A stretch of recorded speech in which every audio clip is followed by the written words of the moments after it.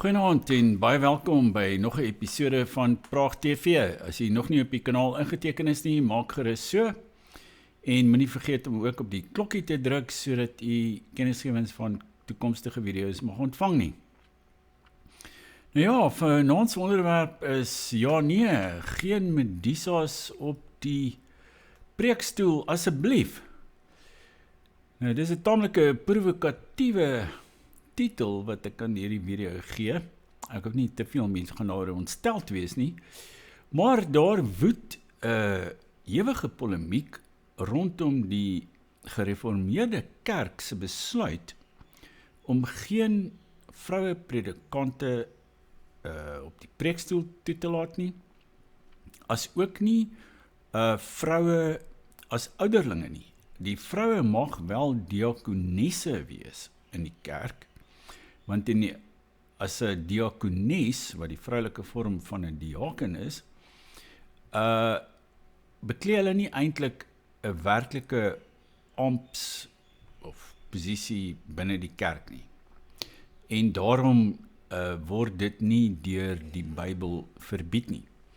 Nou, ek gaan nou vir u ook, ons gaan ook 'n bietjie gesels oor daardie Bybel teksvers wat ter sprake is wanneer dit kom by die posisie van die vrou in die kerk.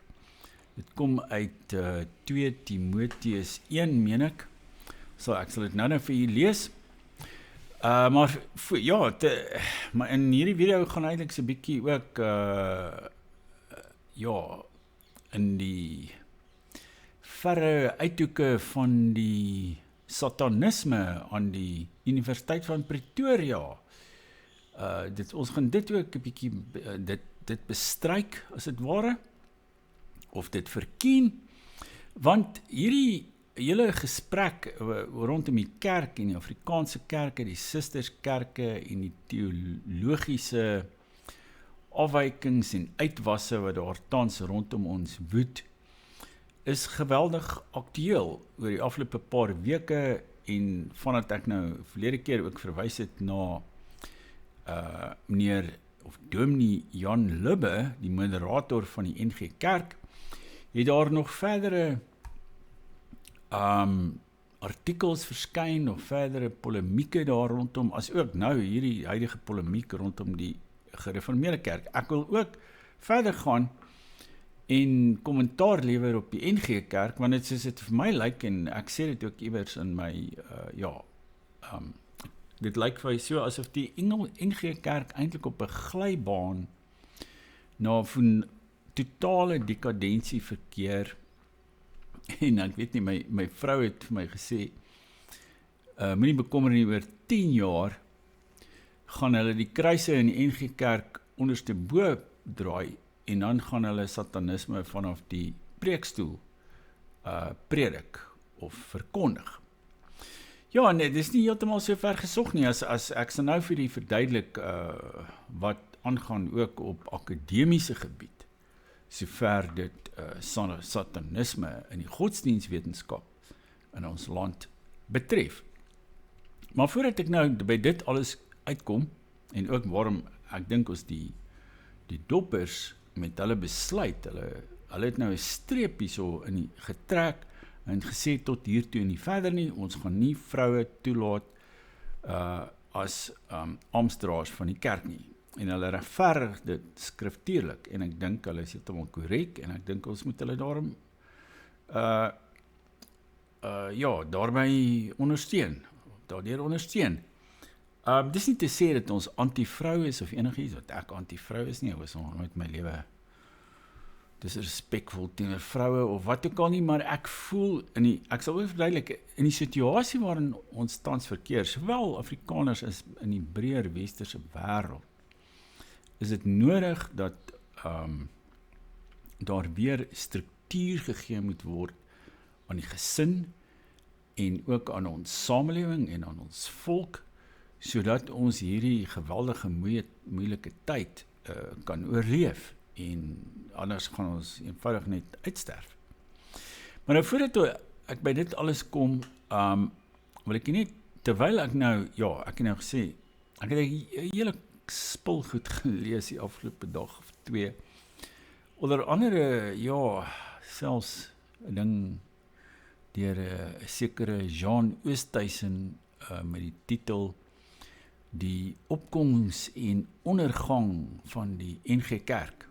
Hy is geweldig teen die NG Kerk, alhoewel die NG Kerk natuurlik nou besig is om so polities korrek te raak, dat ek nie eintlik kan verstaan waarom vent soos Oosthuizen so ja, eintlik vyandig teenoor die NG Kerk staan nie, maar ek dink hy staan vyandig teenoor enige vorm van Afrikaanse institusionele teologie.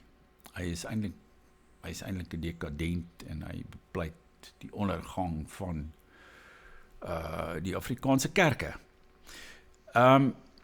Ja, dit het ek gelees as ook natuurlik nou hierdie, ek is so 'n proefskrif wat regtig besig is met volslaa nivellering van Christelike godsdienst, satanisme, selfs die sangomas en jy weet en seks as sakrament, al sulke tipe begrippe. Alles word gelyk gemaak. Ek sal nou 'n bietjie daar waar dit ook verwys na waar dit vandaan kom. En ja, maar terwyl ek nou dit alles, jy weet, mee besig was, het ek skielik, ek het amper vergeet dat ons so 'n boek uitgegee het. Donnie Goosen se Die Nihilisme. Dit het in 2007 by Praag verskyn. So lyk dit. Die Nihilisme. Jy kan dit daar op die skerm lees, die agterblad teks en die voorblad ook daar. En die boek, ek gaan dit self weer herlees. Dit is 'n hele dik boek, so lyk hy. Ek weet nie hoeveel bladsye het hy, dis, ja, 440 bladsye daarom. En ek het al amper vergeet daarvan, alhoewel ek het 20 jaar gelede of 19 jaar gelede geproeflees en uitgegee. Die boek kom eintlik asof, ja, dit is asof dit nou eers tyd is vir daardie boek, want ek dink ons beleef hierdie geweldige nihilisme in ons land en in die wêreld, en ook natuurlik wat die teologie en ons denke en ons filosofie en wat ook al betref, en hy het dit alles geboekstaaf. Dis amper 'n profetiese boek. En daar's pragtige aanhalings ook in die boek uit verskillende denkers, en hy behandel die hele probleem van die ou Grieke af reg deur die modernisme en die postmodernisme tot vandag. En as 'n mens wil verstaan wat die probleem vandag in die kerke is en in die samelewing, in die breër samelewing, as ook in die politiek en ons hele verhouding tot die Afrikaner volk en tot die staat, dan is dit hierdie nihilisme boek van Donnie Goosen, professor Donnie Goosen, soos hy ook heet, 'n uitstekende hele ensiklopedie oor die hele probleem, en dit gee mense soveel insig daarin, en ek sou dit werklik sterk by aanbeveel, en ons bied dit aan met 25% afslag. Jy kan dit hier onder op die winkel van Praag TV gaan aanskaf. En as jy geen ander boek van jaar lees nie, lees gerus die nihilisme, want soveel van die dinge waarna ek nou gaan verwys, word ook eintlik, mens vind ook eintlik op een of ander manier die antwoorde daarop in hierdie teks van Donnie Goosen.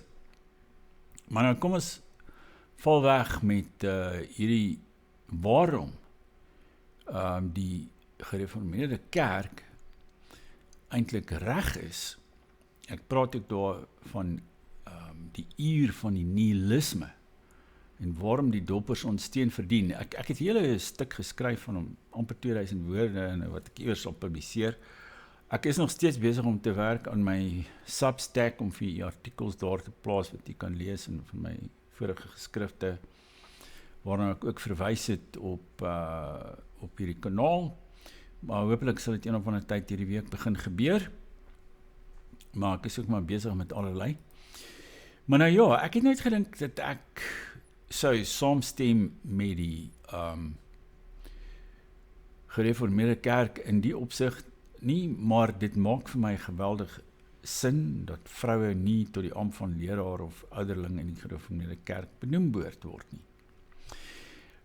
En daarteen, en ek vind die hoof rede waarom ek hierdie gedagte so aantreklik vind en ook die gereformeerde kerk daarin wil steun, is omdat hulle juis 'n standpunt ingeneem het. Dit is seker die eerste keer in dekades wat 'n Afrikaanse kerk 'n sterk standpunt oor iets inneem. Want sedert die 80er jare toe die land nie eenvoudig net deur propaganda oorspoel is, het die ou NG Kerk natuurlik net, jy weet, hy het net meegegee, hy het net hy is op sleeptou geneem deur die Suid-Afrikaanse Raad van Kerke, deur die Wêreldraad van Kerke, en sedertdien het die NG Kerk nie opgehou om verskoning te vra vir apartheid nie, en selfs vir die Afrikaner, vir Afrikaans, en selfs dat hy net bestaan. Daar's hierdie soort verskonende psikofansie van die NG Kerk wat toenemend om in die kerk gevestig het, sedert omtrent 1986 toe Johan Heinz die sogenaamde getuienis van kerk met die titel Kerk en Samelewing gepubliseer het. Nou, ek het nou nog, in my een vorige video het ek natuurlik na Dominee Jan Libbe verwys, en ek het weer na daai artikel van hom gaan kyk, want ek dink dis te sake vir wat nou, hierdie hele debat nou rondom, of polemiek dan, rondom die doppers, wat nie vroue in die bediening wil toelaat nie. En ek het weer na sy artikel gaan kyk, en weer onder die indruk gekom van hoe neerhalend Libbe na ons Afrikaners verwys. Hy plaas byvoorbeeld, jy weet, die term ons volksgeskiedenis in aanhalingstekens, asof daar nie so iets bestaan nie. En hy noem dit 'n narratief van gewaande slagofferskap. Weet so, asof ons hiergenote voorouers nooit in Frankryk bloedig deur die Katolieke vervolg is nie, asof daar nie 'n rooftogte op die oosgrens was nie, of 'n Bloukraans in Wenen was nie, nog minder dat daar Britse konsentrasiekampe was, of die armoede wat verstedeliking en die Groot Depressie gebring het. En natuurlik is daar die huidige plaasmoorde en onveiligheid. Niks daarvan bestaan vir Libbe nie, of hy beskou dit nie as geldig nie. Dit is nie in sy boek, hy noem dit 'n gewaande slagofferskap. Dit is nie, jy weet, eerlike lyding wat ons deurgemaak het, soveel eeue nie. Sedert die grensoorloë en die goed het daar aan die einde van die 18de eeu al begin. En is mense uitgemoor en hulle vee geroof en wat ook al. Nou dan verder praat Libbe met afskie van die NG Kerk se status as volkskerk tydens dele van die 20ste eeu.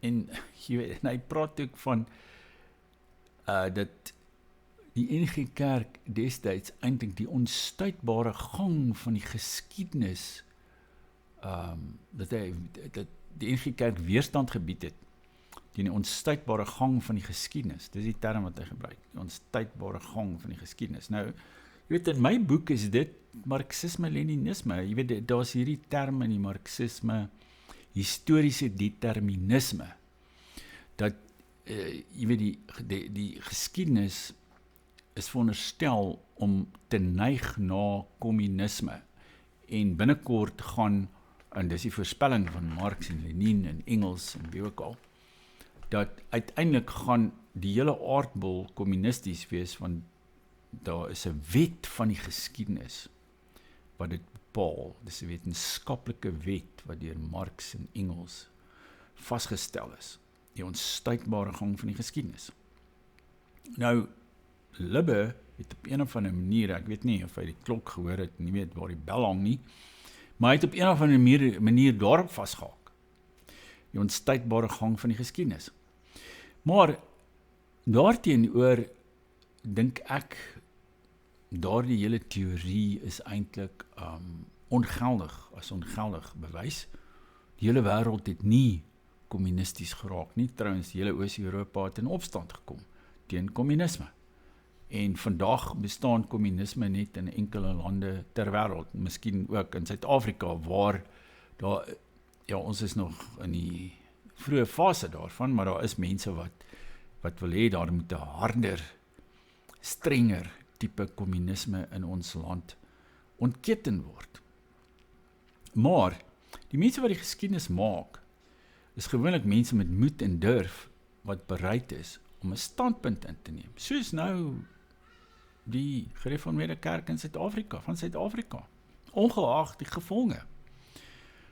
En natuurlik in die protestantse tradisie was daar Johannes Calvijn en Martin Luther, wat in 1517 sy 95 stellinge teen die kerkdeur van Wittenberg vasgespijker het. Jy onthou dit seker nog van skoolgeskiedenis. En ook ons Afrikaners en ons leiers wat eeuwenlang vir onafhanklikheid en soewereiniteit in hierdie land geveg het. Ons het geskiedenis gemaak. Dit was nie 'n onstuitbare gang, 'n determinisme wat ons voortgeduw het en alles vooraf vir ons bepaal het nie. Ons het dit self gemaak.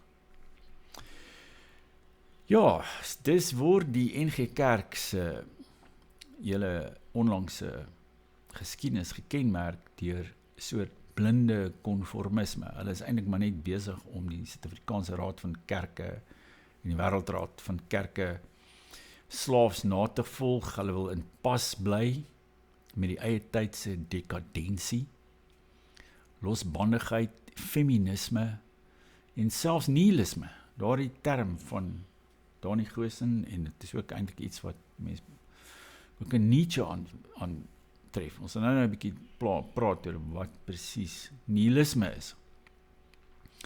Nou, ook in sy artikel sê Libbe, die NGK, die NG Kerk, is deesdae 'n Christelik gereformeerde kerk in Afrika.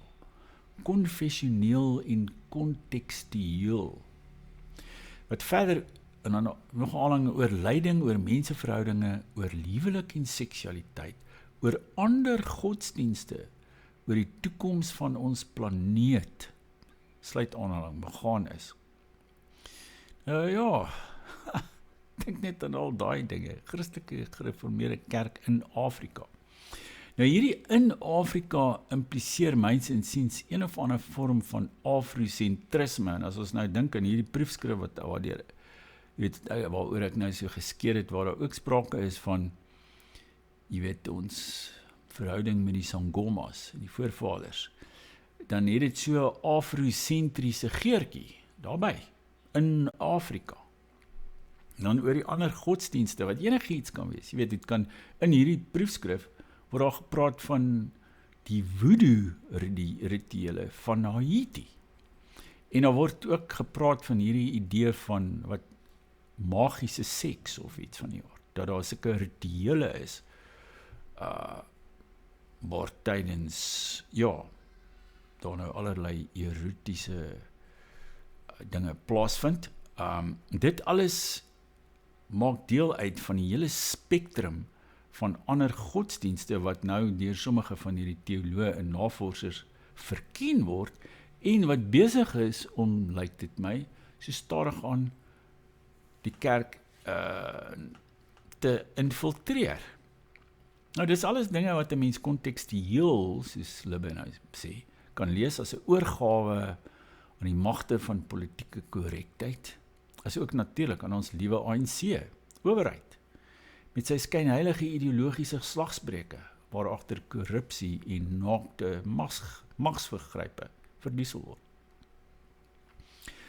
Nou, ek het gesê, vertel van die glybaan na volslae dekadensie en verval waarop die NG Kerk verkeer. En ek dink jy ook oordryf nie, want as mense na hierdie soort akademiese, ja, as mense op hierdie akademiese webblaai gaan kuier en jy kyk hier na hierdie dinge, en dan, ja, in Lewis se artikel verwys hy ook na die gevaar van popmusiek, waarmee hy nou so half spot, jy weet, hy sê, nee wat, jy weet, daar's niks ontstellends of kommerwekkends in popmusiek nie, wie sou nou daaraan kon ek, maar toe gaan Google ek nou 'n paar dinge oor hierdie, in daai Engelse proefskrif waar daar praat van sex magic. Toe kom ek af op 'n liedjie met die titel of 'n album, Blood Sugar Sex Magic van Red Hot Chili Peppers. Die groepsnaam is Red Hot Chili Peppers. En hulle het presies hierdie hele begrip daar so op 'n album gesit. En daardie album het 14 miljoen eksemplare reg oor die wêreld verkoop. Hulle is besig om die jeug, noem dit nou maar dan, te indoktrineer met hierdie soort van 'n rituele geloof rondom sekstowery of iets van die aard. Goed. Dan, jy weet, ek toe kyk, jy weet, toe ons nou jonk was daar so, kyk, Ozzy Osbourne, die leier van die Black Sabbath groep, is verlede jaar dood, en toe was daar groot treurmares oor hom in die media en wat ook al. Maar ek het so gaan kyk na die lys van sy albums, en daar's een met die titel Dehumanizer, waarin hy praat van die rekenaar as 'n god wat ons moet aanbid, sulke tipe goed. So dit is alles binne, jy weet, Dominee Jan Lubbe se woordeskat, al hierdie soort dinge, jy weet, hy is besig om in hierdie groot nivellering wat aan die gang is, wil hy ook so 'n bietjie van hierdie soort van populêre teologie wat deur die popmusiek gedra word, of dan die donker teologie, die nihilistiese, satanistiese teologie, wil hy dan moontlik invoer, of dit interesseer hom ten minste. Nou ja, ek het natuurlik vriende wat of gereformeerd is, of hervormd, of NG, of wat ook al, en sommige is nou maar agnostici, of vrydenkers, of wat ook al, baie daar is 'n groot verskeidenheid Afrikaners natuurlik, maar ek voel, jy weet, die gereformeerde kerk het werklik op my radarskerm hier verskyn, en ek voel baie lus om my erediens in my naaste gereformeerde kerk te gaan bywoon, en ek wil so 'n bietjie 'n paar R100 note daar in hulle kollektesakkie gooi, want al is dit net om te vergoed vir toe ek op koshuis was, ek het verlede keer genoem in die ander video, dat, jy weet, toe ek in die koshuis was, by Help Mekaar, het ons 2 keer op 'n Sondag kerk toe gegaan, in ons pakke klere, en in die Dopperkerk in die NG Kerk was daar kollekteborde, so almal kon sien wat so minstukkie nou daar in die bord sit, aan die einde van die diens, maar in die Dopperkerk was al sulke sakkies, en dan het jy net so die geluid gehoor van die muntstuk wat in die sakkie val, bo op die ander munte. Maar nou ja, soos hierdie ons seuns nou maar was, jy weet jy die oggend al, was jy by die NG Kerk, of by die hervormdes, en daar het jy nou al 'n muntstuk, en ons het nie baie geld gehad nie, het jy nou maar 'n muntstuk ingegooi, of op die kollektebordjie gesit, en dan, as jy nou die aand na die Dopperkerk toe gaan, dan het jy nou maar 'n pad, jy sien toe het jy 'n klippie opgetel, gooi hom in die sakkie. Ja, die arme mense, die arme diakens, wat nou al die klippies moes oes, en hulle in die kollektesakkie, maar ek voel daarom ek skuld die gereformeerde kerk iets van my daar is in die koshuis. Maar nou, ja, maar ek dink hulle het regtig 'n baie dapper ding hier gedoen. En dit is ook omdat dit reëlreg eintlik 'n soort uitdaging is aan die feminisme. Want die feminisme het 'n wêreldwye probleem in die westerse wêreld geskep, sover dit vroue aanbetref. Jy weet, ons sien op sosiale media, sien ons hierdie beelde van, jy weet, vroue met blou hare en, jy weet, met sulke tatoeëermerke en wat ek al, wat hysteries op straat word en selfs mense te lyf gaan, wat die polisie te lyf gaan by betogings en so meer. Jy weet, en dit het alles met feminisme te maak, jy weet, met hierdie soort anti-man ideologie wat saam met die feminisme gekom het. Wat natuurlik 'n deel is van wat mense kulturele marxisme noem. En dit is nou vir my interessant, daar's 'n aanlyn filosoof, Stefan Molyneux. Hy het eendag 'n onderhoud met my gevoer so 'n paar jaar gelede. So ek ken hom so vaagweg. En hy het 'n groot aanhang op X en op YouTube ook, waar hy nou sulke lesings aanbied oor allerlei westerse filosofe. Maar ek het 'n interessante kommentaar van hom hier op X gekry. Ek het dit sommer, dis net so een sin of wat, ek het dit in Afrikaans vertaal. Hy sê, daar word reeds duisende jare lank geskryf oor die gevare van middeljarige kinderlose vroue. Eva, die bose koningin, die heks, Dame Gothel, Baba Yaga, die see-heks, Maleficent, die sneeuwkoningin, Lilith, Medusa, Morgan Le Fay, Cruella de Vil, die bose vee, Lamia, Yuki Onna, oftewel die Japanese sneeuwheks, en vrou Trude. Nou gewoonlik ontvoer en verorber sulke mitiese vroue figure kinders. Nou met ander woorde, dit is 'n soort archetype van die wêreldkultuur, dat daar sulke kinderlose vroue bestaan, wat, jy weet, allerlei, wat 'n gevaar verteenwoordig. En ek het toe gaan kyk, jy weet, ek is eigenlijk nogal geïnteresseerd, hierdie Yuki Onna, ek het nie mooi geweet wie dit is nie, maar toe kry ek nou hierdie afbeelding van hierdie Japanese Yuki Onna in die sneeuwheks. En sy maak ook mense dood. Jy weet, deur hulle, sy doen haar voor as iemand wat na 'n klein kindjie moet kyk en teen die koue moet beskerm, en dan nooi sy iemand, verbyganger of 'n paartjie of iemand uit om die hand van die kind te vat, en as dit gebeur, dan vries die, dan is daar so 'n sneeustorm wat ontstaan, en dan vries die menslike paartjie dood. En dit is die sneeuwheks van Japan. En dan hierdie skildery wat, van Caravaggio, van Medusa. Medusa is natuurlik die mitiese Griekse, uit die ou Griekse mitologie, die godin wat, as jy nou wat slange vir hare gehad het, hierdie skildery van Caravaggio, en as jy na haar kyk, dan verander jy in steen, dan versteen jy. Nou, ek voel omtrent so, ja, baie van hierdie verskriklike mannehaters en feministe, as ek na hulle kyk, dan voel dit vir my ook asof hulle my gaan laat versteen. Nou, ek dink, ja, as ons nou praat van die so demografiese winter wat daar in die weste bestaan, die feit dat ons mense van Europese afkoms al hoe minder kinders het. Ek het nou die dag ook weer iets gesien oor Pole. Pole se bevolking, daar is omtrent 39 miljoen Pole. Dit gaan blykbaar in duie stort, die Poolse bevolking, en tog is Pole 'n baie katholieke land, baie Christelike land, dis 'n baie konservatiewe land, hulle het 'n regse, meerendeels 'n regse regering. Waarom is Pole besig om, ja, demografies in duie te stort?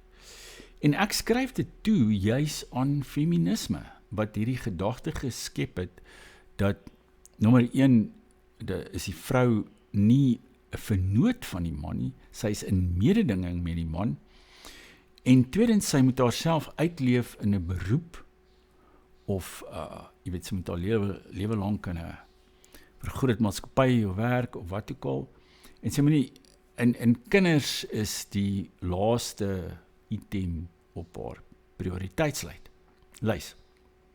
dit is wat aan die gang is, oral in die Europese wêreld en ook in Noord-Amerika natuurlik. En as ons praat van die huidige, jy weet die Afrikaanse susterskerke wat leegloop, is dit nie net vanweë mededinging deur sekere charismatiese bewegings en wat ook al nie, maar ook omdat ons eie bevolking besig is om weg te kwyn. Soveel van ons jong mense moet natuurlik emigreer om werk te kry vanweë die rassewette. En daarbenewens, ja, het die mense wat oorbly natuurlik so, die jonger mense het hulle kinders oor see wat vir Engels of wat ook al. Maar binne in ons eie land het ons eie vroue baie minder kinders vanweë die invloed van feminisme. En ek dink om daardie rede moet ons die gereformeerde kerk met hierdie nuwe, of is nie eintlik 'n nuwe aksie, maar die sterk standpunt wat hulle nou ingeneem het oor 'n bestaande reël van die kerk, moet ons ondersteun. En ek wil nou uitkom by daardie 1 Timoteus 2 is die teksvers in die Bybel waarop die gereformeerde kerk sy standpunt grond. En dit word nou geskryf deur Paulus. Paulus is 'n interessante ou, hy was 'n Romein wat toe bekeer is tot die Christendom, maar hy was nie 'n Jood nie. En hy skryf dan vir Timoteus. Timoteus was net half Jood, dink sy ma was 'n Jodin, maar sy pa was Griek. En hy was ook 'n slim man gewees. En dan in verse 11 tot 15 van daardie teksvers skryf, van 1 Timoteus 2 skryf Paulus die woorde aan sy vriend Timoteus, wat so half enige hedendaagse tradisionele vrou of eggenote, of as hulle in Amerika praat van 'n trad wife, traditional wife, sy hart sou verbly. Nou ek het in Amerika so 'n meisie ontmoet, klompie jare gelede, ons het intussen ook so 'n bietjie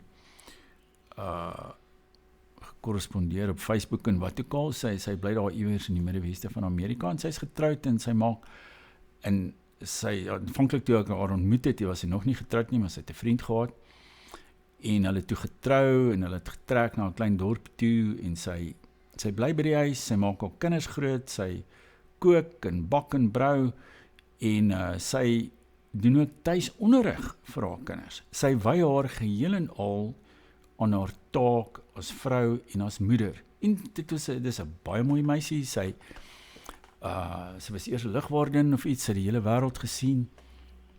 Sy het rondgereis, oral oor die hele aardbol. Maar sy het daardie keuse gemaak. En daar is meer en meer sulke vroue, jong vroue in die westerse wêreld wat ook insien dat daar 'n ontsettende bevolkingsprobleem in ons kultuur bestaan, en dat hulle iets daaraan wil doen, en hulle self daaraan wy om dit te verander. Nou dit bring ons dan by hierdie teksvers van Paulus se brief aan sy vriend Timoteus. In vers 11 sê hy, die vrou moet haar in stilte laat leer in alle onderdanigheid. 12.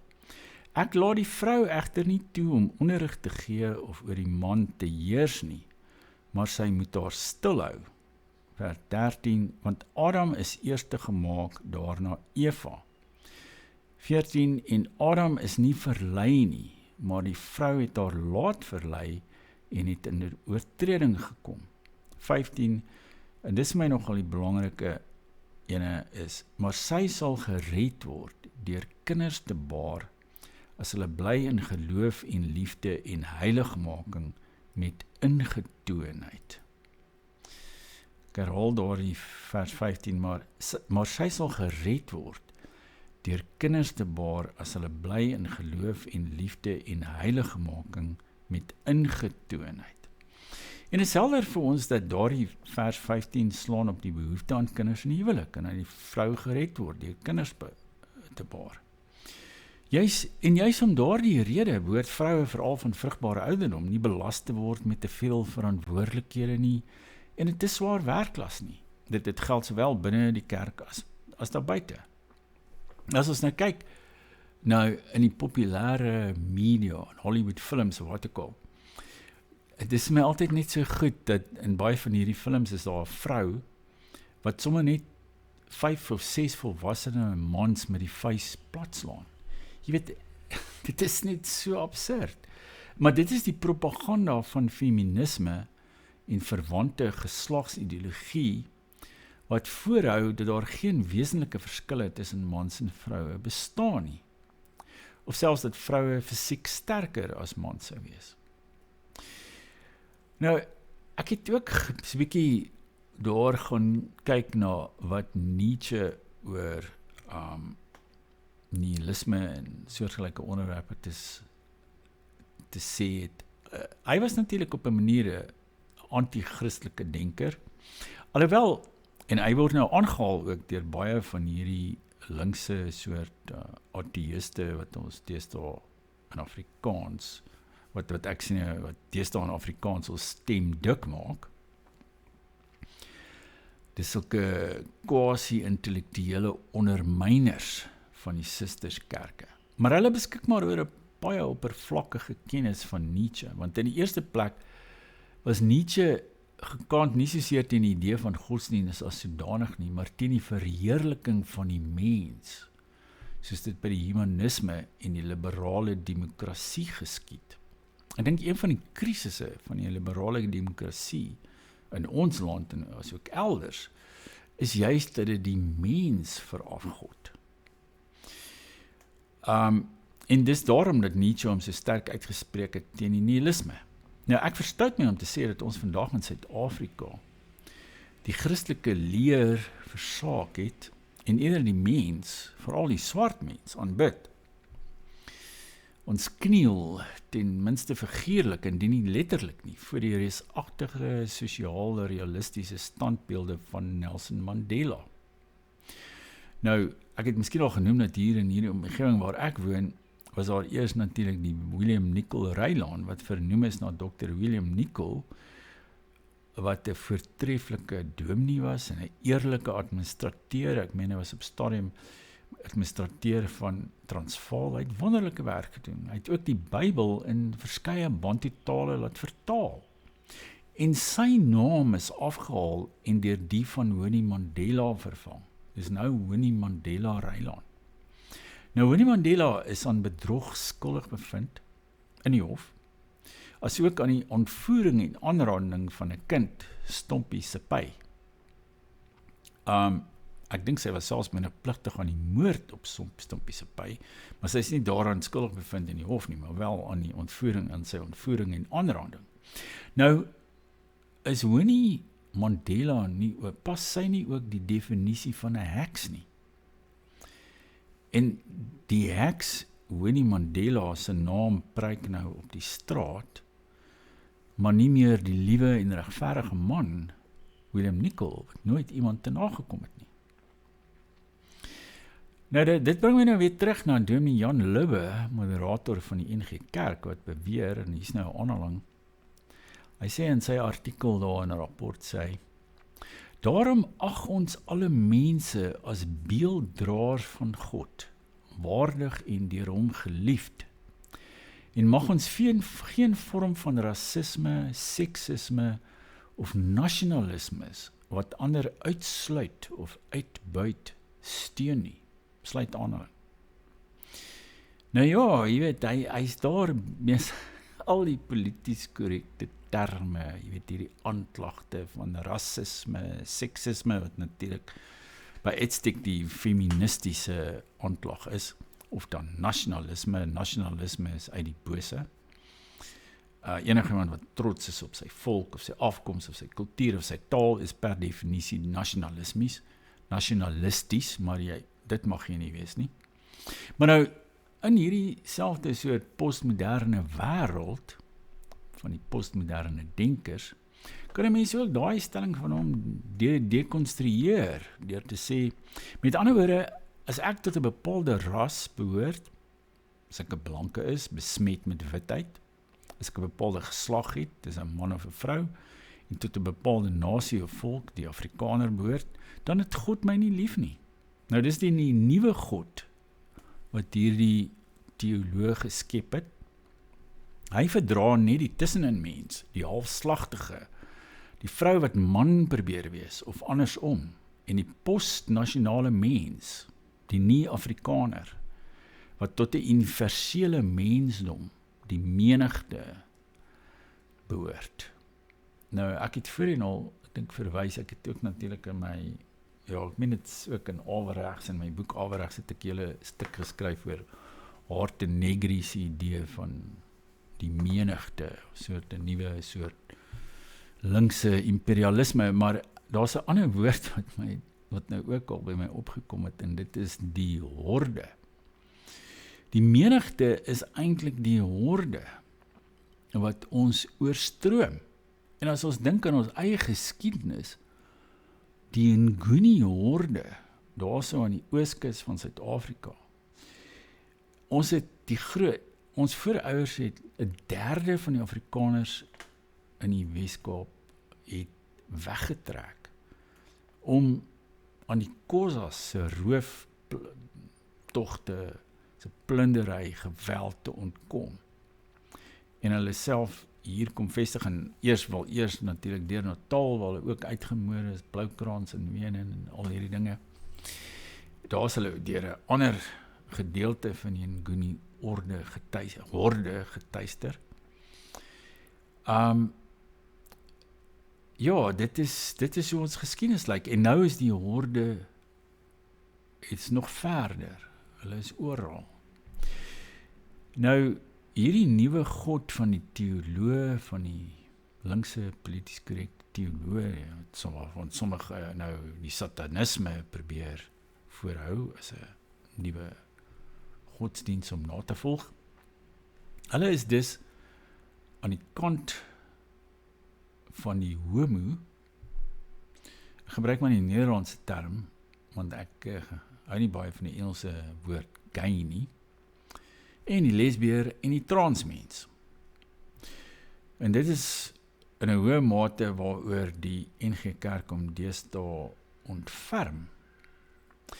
En ek vra myself die vraag af, moet ons as lidmate van die susterskerke die sogenaamd progressiewe politiek en toenemende nihilisme van veral die NG Kerk verdra? Ek dink die gereformeerde kerk het nou 'n sterk standpunt ingeneem, en ek dink die hervormde kerk is nie, ek weet nie of hulle selfde geslag huwelike toelaat nie. Ek sal moet gaan nalees daaroor. Maar dit is nou so dat elke Bybelvers kan seker op allerlei maniere vertolk word, en natuurlik uit die oorspronklike Grieks vertaal word. Ek het op 'n stadium 'n gesprek gehad met 'n klassikus op Stellenbosch, by wie ek 'n paar boeke gekoop het, 'n paar tweedehandse boeke, en hy het vir my vertel, juist hoe moeilik dit is om hierdie ou goed uit die ou Grieks te vertaal, want in baie opsigte, veral wanneer dit nou by die Bybelvertaling kom, mag jy nie vertaal wat daar staan nie. Jy moet vertaal wat die kerk al eeue lank sê daar staan. So daar is 'n element van interpretasie en middelike selfs vervalsing daarbey betrokke. Nou, wat vir my interessant is uit hierdie aanhaling uit die boek van Timoteus, briewe van Timoteus, is dat daar is 'n klem op lewe.